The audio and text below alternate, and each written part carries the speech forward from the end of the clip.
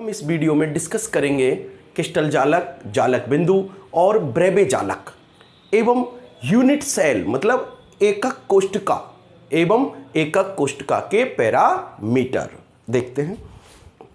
देखिए फर्स्ट है क्रिस्टल जालक, क्रिस्टल लैटिस। देखिए क्रिस्टली ठोस जो होते हैं जिन्हें वास्तविक ठोस भी कहा जाता है, वास्तविक ठोस जिसका अध्ययन हम पहले भी कर चुके हैं, की संरचना में जो अवयवी कण होते हैं, अवयवी कण कौन हो सकता है? जो अणु भी हो सकते हैं, परमाणु भी हो सकते हैं और आयन भी हो सकते हैं। अवयवी कण एक निश्चित व नियमित ज्यामिति में क्या होते हैं? व्यवस्थित होते हैं। ज्यामिति में व्यवस्थित होते हैं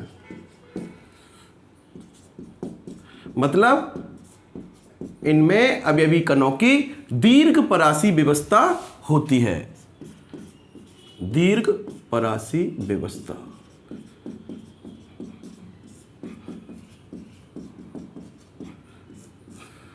इन बिंदुओं को स्पेस पे नियमित व निश्चित व्यवस्थित करने से एक संरचना, एक व्यवस्था का निर्माण होता है। उस व्यवस्था को ही क्या कहते हैं? क्रिस्टल जालक। अतः क्रिस्टल जालक की जो परिभाषा है वो कैसे लिख सकते हैं?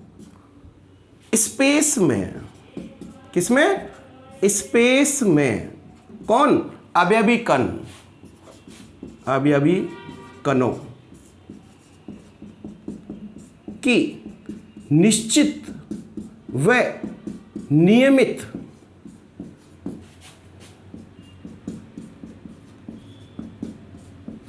व्यवस्था को ही क्या कहेंगे? क्रिस्टल जालक कहते हैं। क्रिस्टल जालक कहते हैं।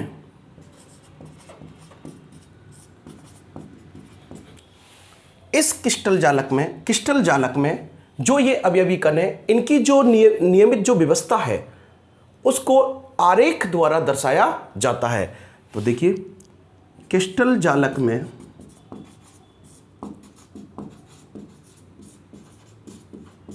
अवयवी कणों की व्यवस्था को किसके द्वारा?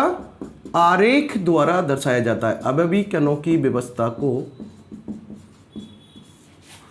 आरेख द्वारा दर्शाया जाता है।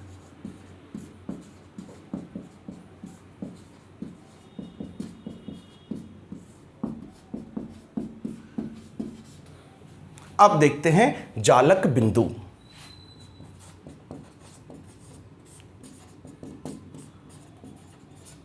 इसे इंग्लिश में कहते हैं लैटिस पॉइंट।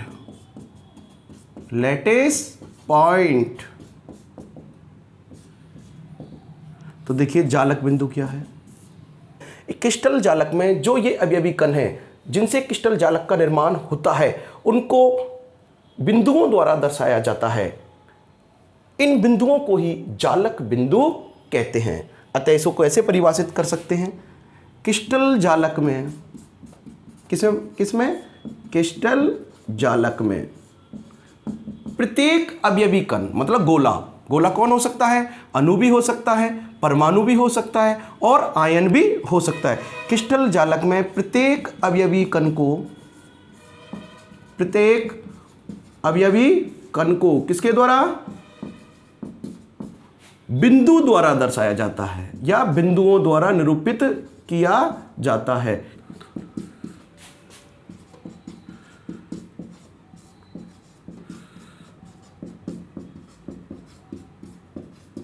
इकाई कोष्ठका या विमीय कोष्ठका या एकक कोष्ठका जिसे इंग्लिश में कहते हैं यूनिट सेल। यूनिट सेल क्या है? यूनिट सेल क्रिस्टल, जो संपूर्ण क्रिस्टल होता है उसमें उसकी पुनरावृत्ति बार बार होती है, मतलब संपूर्ण क्रिस्टल यूनिट सेल की पुनरावृत्ति से बना होता है। जैसे एक ईंट की दीवार है, अब उसमें ईंट की दीवार में क्या बार बार बार बार बार बार क्या आ रही है बताओ? किससे बनी हुई है? ईंट से बनी हुई है। इसका मतलब जो एक ईंट है वो क्या है बताइए? यूनिट सेल है उसकी, अर्थात उसे हम एकक कोशिका कहेंगे। अब यूनिट सेल की हम देखते हैं परिभाषा।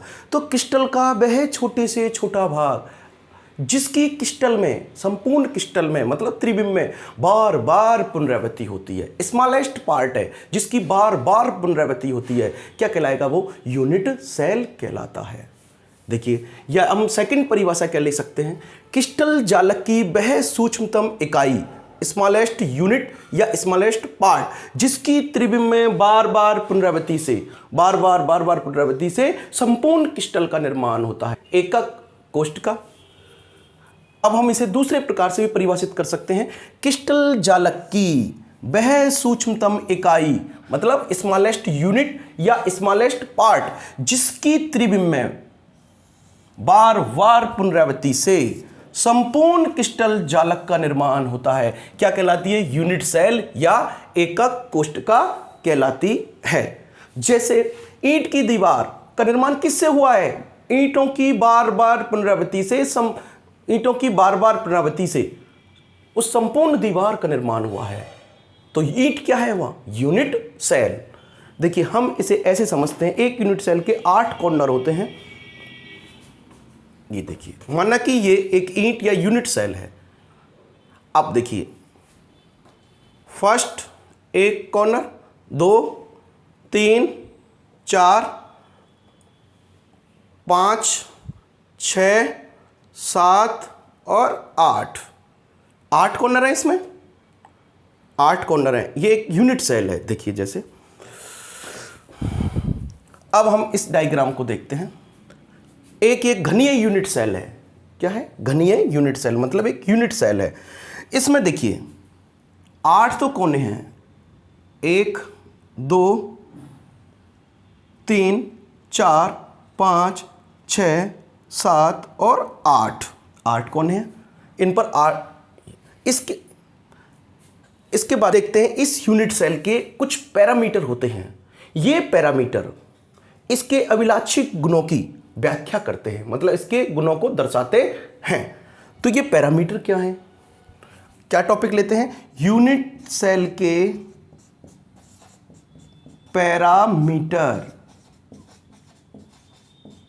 पैरामीटर, एकक कोशिका के पैरामीटर, ऐसे एकक कोशिका के पैरामीटर, ये पैरामीटर यूनिट सेल के अभिलाक्षणिक गुणों को दर्शाते हैं। अर्थात हमें यूनिट सेल के अभिलाक्षणिक गुणों को दर्शाने के लिए 6 पैरामीटर की आवश्यकता होती है। अर्थात यूनिट सेल के 6 पैरामीटर होते हैं। कुल संख्या कितनी है इनकी? कुल संख्या बराबर 6। कुल संख्या कितनी है? 6 है। अब देखिए, ये 2 प्रकार के होते हैं। देखिए, जो यूनिट सेल के जो 3 किनारे हैं उनकी जो लंबाई, 3 किनारों की लंबाई, तीनों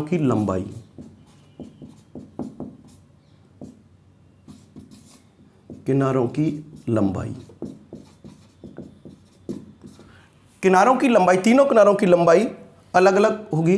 तो देखिए, हम देंगे एक किनारे की लंबाई a, फिर दूसरे किनारे की लंबाई v, तीसरे की c। इसे बोलते हैं लेंथ ऑफ एज।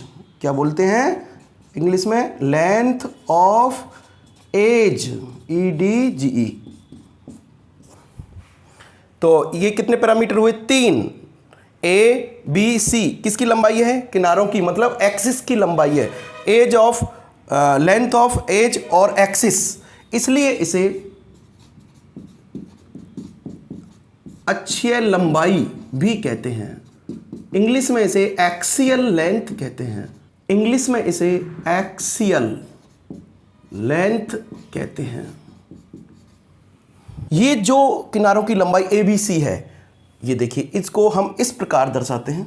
यहां पर कैसे दर्शाएंगे? ABC को यहाँ पर कैसे दर्शाएंगे, ये देखिए, एक किनारे की लंबाई, दूसरे किनारे की, तीसरे किनारे की।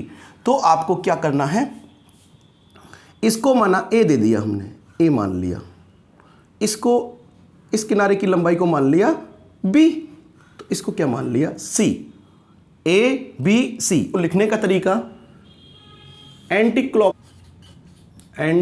क्लॉकवाइज, घड़ी जो चलती है, घड़ी की सुई जो चलती है उसके विपरीत दिशा में, मतलब उल्टा रोटेशन, वामावर्त दिशा में रोटेशन। ये देखिए A, यहाँ क्या दिया हमने A, यहाँ B और यहाँ C, ABC। अब ये जो एक्सियल लेंथ है इनके मध्य देखिए एंगल बनेंगे, एक एंगल यहाँ बनेगा, एक एंगल यहाँ बनेगा, एक एंगल यहाँ बनेगा। इन एंगलों को माना गया है अल्फा, बीटा और गामा। क्या नाम दिया गया है इनको, क्या माना गया है इनको, अल्फा, बीटा और गामा। तो तीन ही एंगल बनेंगे। तो देखिए इनको किस प्रकार, कौन सा किसके मध्य बनेगा। तो देखिए इसको कैसे देखना है, ये आपने जब इनके नाम दिए थे, एक्सियल लेंथ के जो नाम दिए हैं उन्हें दिया ABC एंटी क्लॉकवाइज। अब अपन चलेंगे क्लॉकवाइज।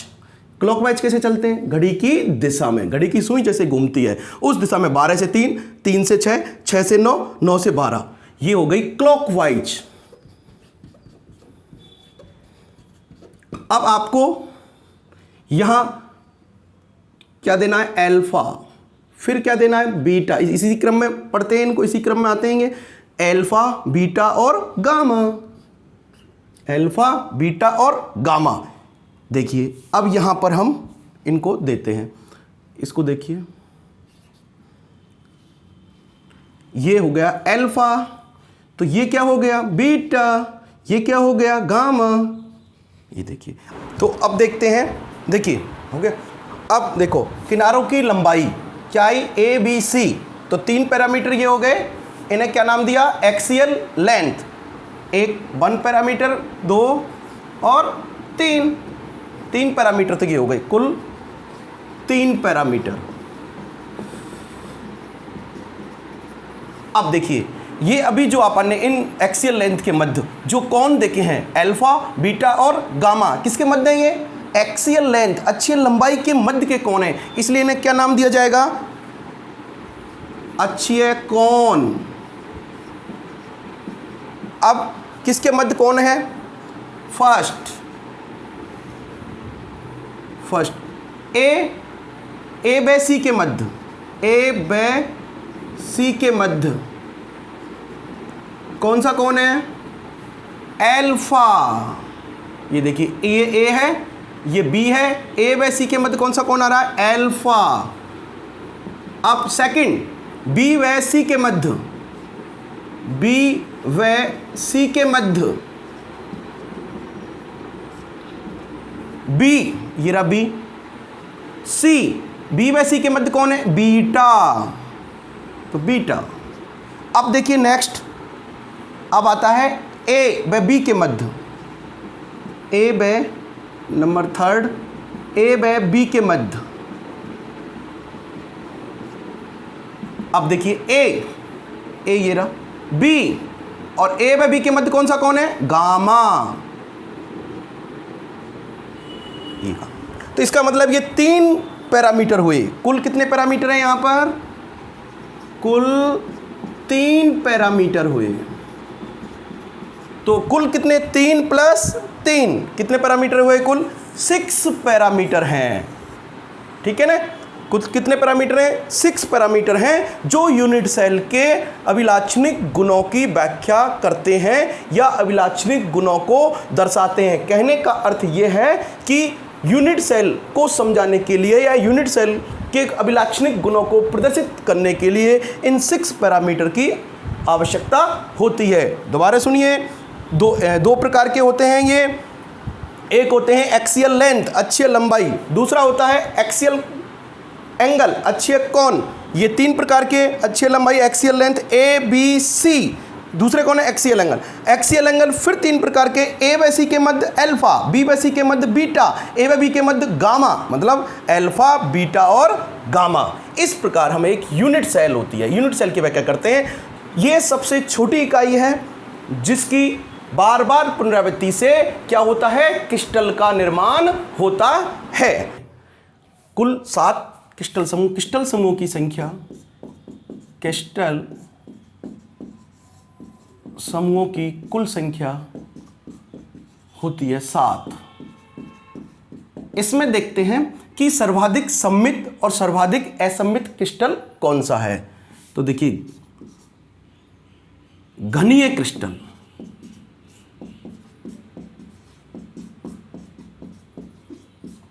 के लिए एक्सियल लेंथ, अक्षीय लंबाई, मतलब किनारों की लंबाई बराबर होती है। सभी किनारों की लंबाई बराबर होती है, सभी किनारों की लंबाई बराबर होती है तथा इनके मध्य जो कोण होता है, एक्सियल जो एंगल होता है, उनका मान आपस में बराबर होता है और वो 90 डिग्री होता है। मतलब अल्फा, बीटा और गामा तीनों का मान 90 डिग्री होता है। इसलिए घनीय क्रिस्टल सर्वाधिक सममित क्रिस्टल है। ये सर्वाधिक सममित क्रिस्टल है। नेक्स्ट देखिए, त्रिनताज crystal.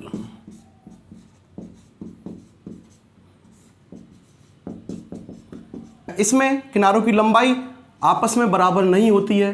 A not equal to V not equal to C, एवं इनके मध्य जो कोण होते हैं, एक्सियल एंगल हैं, वो भी आपस में बराबर नहीं होते हैं और ना ही उनका मान 90 डिग्री होता है। Alpha not equal to beta not equal to gamma not equal to 90 degree, मतलब 90 डिग्री। अतः त्रिनताज क्रिस्टल सर्वाधिक असममित क्रिस्टल है। सर्वाधिक असममित क्रिस्टल है।